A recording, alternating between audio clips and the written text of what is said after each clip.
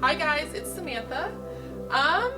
Welcome back, or welcome to my channel. Today we are going to be doing, I don't know why I held up my tea, but I'm drinking some tea, so you know, I think it's because I was signaling that this is going to be a long talk video. It's not a vlog, it's a talk video, which we should all be used to by now, right? Okay, ready? We are going to be doing my May TBR. It's currently like April 29th, but I had a theme. I have an idea for May. So, done with my reading slump. I always say that and then it's like knock on wood. Done with my reading slump, so like I'm anxious to get some books off of my TBR. So I decided that what we're going to do for May is I'm going to read the 3 oldest books on my TBR and the 3 newest books on my TBR. I recently went book shopping in another vlog, and I picked up a couple books there. I got some book of the month picks for my April birthday, so that's a big one. And then I have old books from when I used to actually live in Tennessee. Some of these are actually, I think, close to 2 years old. So, yeah, I think it's going to help with like the reading slump thing, pushing past that, seeing some of these old books off of my TBR. I think me being able to explain the synopsis and how well I do it is going to tell you exactly how long these have been on my TBR. So, let's get into it. First, my 3 oldest books on my TBR. Generally, I looked at my book haul like journal, and these are close, right? We have The Lost Queen. I think this came out, oh my gosh, when I first started watching BookTube. I don't remember. From my understanding, we got kind of like a Irish, Scots, medieval, like Brave vibe going on here, like Brave the Disney movie.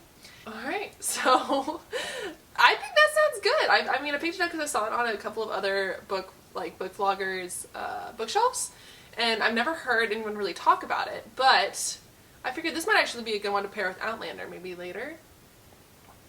Introducing Lang Orith, a forgotten queen of 6th century Scotland and the sister of the man who inspired the legend of Merlin. Like, hello! Yeah, that's why I picked it up. 100% that's why I picked it up. So, we're going to do this one. Alright. The next one is The Tiger's Daughter. This has been on my TBR for quite a while, but like the pages are kind of getting a little yellow, which is not good. But this one is set in, I believe, a fantastical Asian inspired setting. It is a sapphic romance between a female princess and her guard. So excited about all of that. I hear that this is less about, because it also is it's a quest setup for this fantasy. I hear that this is a little less about the quest and more about the romance, which I won't be too mad about. But apparently the princess finds that she has some magical powers, and that kind of adds to the interesting of the intrigue in the quest. Honestly, the look of these characters on the front, oop, get my face, already makes me want to read it. Like, you got like your Hun looking guard and like a very, I would say, Chinese-esque looking princess with that headdress and the kimono. So excited, excited about this one as well. Like I said, they've been on my TBR for a long time, but I'm ready. Okay, this one.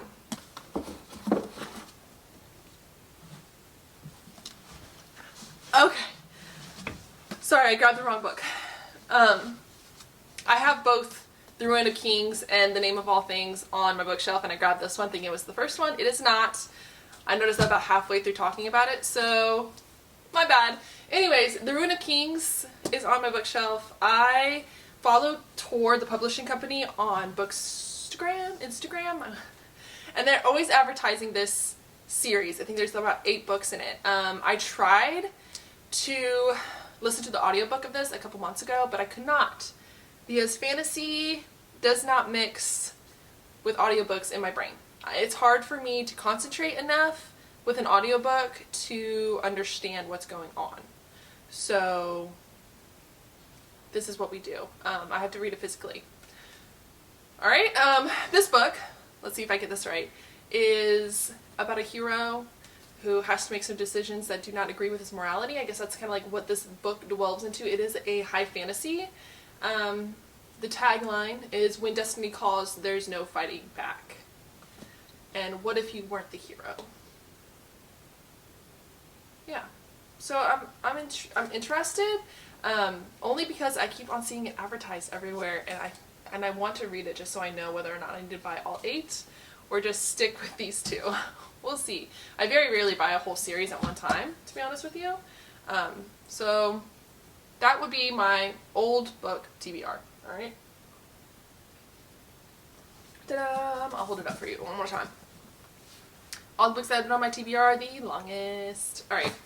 Now the books that I just recently got in April. So, like I said in one of my vlogs, I went book shopping and I picked up East. This is a middle grade book. It reminds me very much of like the Gold Compass era. I believe it's when this book was written. So there is a girl who finds out that she is magical, has magical powers. She opens up like a chest in her family house, and it releases an entity into the universe, and she has to go hunt it down. So it's quest. It's set in like a snowy, like winter setting. I believe they're in like the mountains. She ends up with, I guess, with like a spirit animal. But it is a middle grade, so I'm excited to read it. It's been a while since I've read a good middle grade. I remember seeing this when I was growing up, so I know this is an older middle grade. I just never actually picked it up, but very much like the Golden Compass vibes, if you've ever read that. And I have not read that, by the way, for some weird reason. But I know the concept, right? So you get the concept, young woman, magical, quest, lots of other workings that she suddenly finds herself in. So that is one of the ones that I just picked up. My last reading vlog. The next 2 are book of the month picks from April. I want to read this one because I keep hearing so many good things about it, and I'm so excited. I cannot say this, and I probably should have looked it up before I started this video, but Kaiway?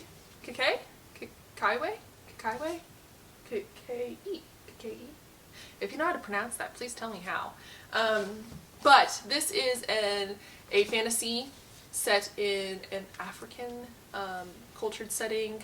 So a woman who is, I believe, like lower class, if not a slave, finds out that she has powers, like fantastical powers, and eventually turns herself into a warrior, a diplomat, and apparently eventually a queen. So it's her journey of learning who she is, learning how to harness her powers, and working the world around her. Yeah, that is what I know right now. I will tell you more when I actually read it, and if that is correct. But I keep on hearing amazing things about this.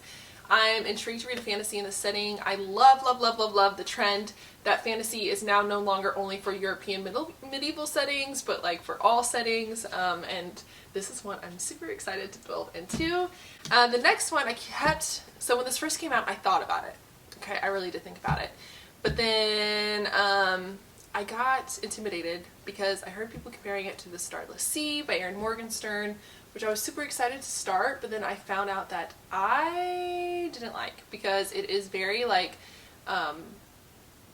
heavily poetically written. But recently another one of the booktubers I follow, Noah Gallagher, read it and she loved it. So while I'm in a Greek myth retelling sort of vibe, and this is a shorter book, so I'm excited about that as well. I went ahead and picked up apprentices. Literally, I picked up the 2 books that I cannot say the title of. Apprentices by Susanna Clark. This character, I forget what his name is, Apprentices,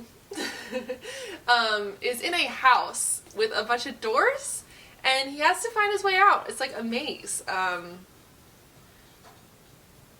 Yeah, there's another person in the house called the Other who visits Princey twice a week and asks for help with him to research a great and secret knowledge. But as Princey explores, evidence emerges of another person, and a terrible truth begins to unravel, revealing a world beyond the one Princey has always known.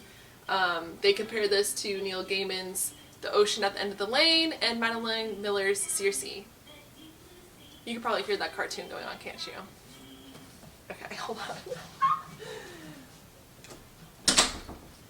Oh my gosh. There were so many interruptions during this video, so I'm sorry if I'm like here in the frame and then I'm like here in the frame and then I'm like here in the frame. That's my bad. Anyways, this will be all of the newest books on my TBR to read. I'm excited. I'm thinking I'm gonna vlog it because I'm curious to see if I'm gonna regret leaving these on my TBR for as long as I did. And then, as always, I'll give you my thoughts on the newer books and if they were worth picking up, or maybe I should have let them sit on my TBR for longer. But here's the stack. We got my May TBR all set. I'm excited about this theme. I am gonna be super excited if I get all of these off of my TBR. We will see. I normally read about 6 to 5 books. And normally they are about this length, so we'll see. Let me take a sip. I'm gonna let my tea go cold just because I just talk so bad. But yeah, tell me what you guys think. I look forward to making a vlog again, attempting that. And yeah, tell me what your May TBR looks like. If you have read any of these books, tell me your thoughts on them. Non-spoilers, please. And I'm looking forward to seeing you guys all in May. Have a wonderful week wherever you are, or day wherever you are, and I will talk to you next time. Don't forget to subscribe, do that comment, and also like the video. Thank you.